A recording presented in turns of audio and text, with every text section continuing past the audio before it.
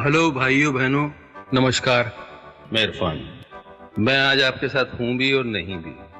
खैर, ये फिल्म अंग्रेजी मीडियम मेरे लिए बहुत खास है।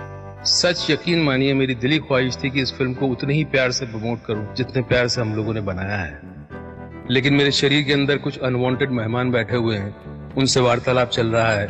देखते हैं किस करवट उठ बैठता है। जैसा भी होगा आपको इत्तला कर दी जाएगी। कहावत है, when life gives you lemon, you make a lemonade। बोलने में अच्छा लगता है, पर सच में जब जिंदगी आपके हाथ में नींबू थमाती है ना, तो शिकंजी बनाना बहुत मुश्किल हो जाता है। लेकिन आपके पास और चॉइस भी क्या है पॉजिटिव रहने के अलावा? इन हालात में नींबू की शिकंजी बना पाते हैं कि नहीं बना पाते हैं, ये आप पर है। और हम सब ने इस फिल्म को उसी पॉजिटिविटी के साथ बनाया है।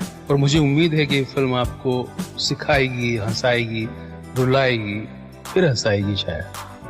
Enjoy the trailer and be kind to each other and watch the film. And yes,